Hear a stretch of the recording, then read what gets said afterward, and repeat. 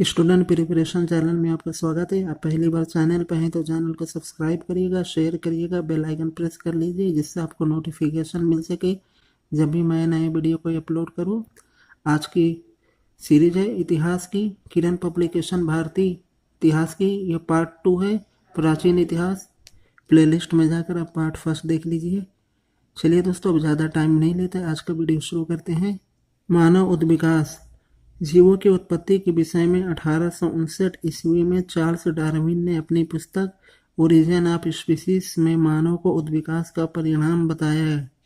Charles Darwin के सिद्धांत प्राकृतिक चयन तथा योग्यतम की उत्तरजीविता के सिद्धांत को अन्य प्रजातियों के साथ साथ मानव प्रजाति पर भी लागू किया जाता है।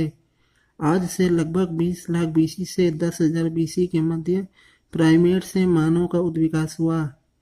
लगभग 26 लाख बीसी के आसपास प्राइमेट से ऑस्ट्रेलोपिथेकस के रूप में प्रथम होमोनिड का उद्भव हुआ। प्राइमेट और ऑस्ट्रेलोपिथेकस से इस मामले में अलग था, वह 2 पैरों पर चल सकता था। ये होमोनिड धीरे धीरे अनेक मानव प्रजातियों के रूप में विकसित हुए। धीरे धीरे आनुवंशिक परिवर्तन होते गए।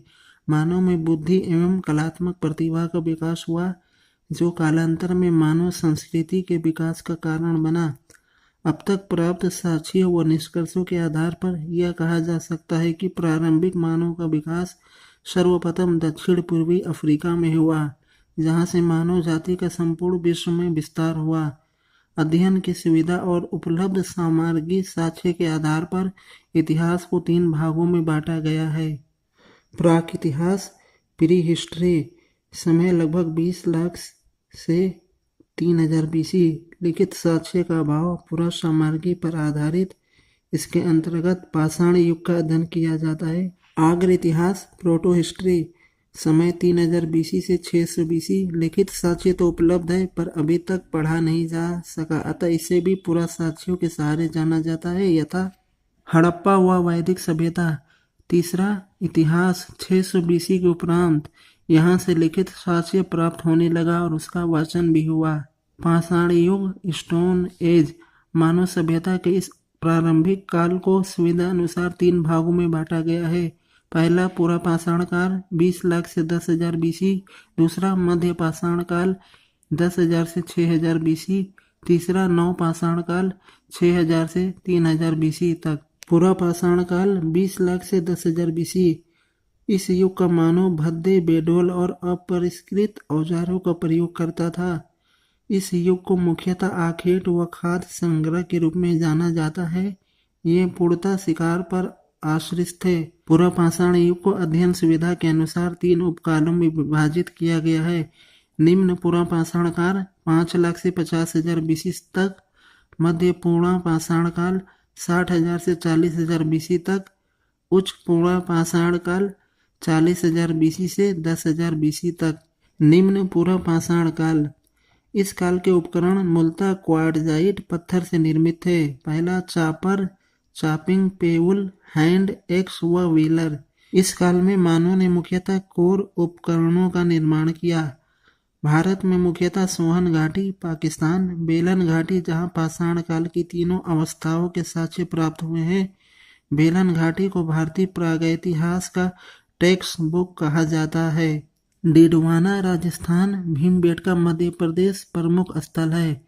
भीमबेटका से बड़े पैमाने पर पाषाण युगीन गुहा चित्र प्राप्त हुए हैं। वहीं दक्षिण भारत में पलवरम, अतीरम पक्कम व गिद्दालूर आदि प्रमुख स्थल है।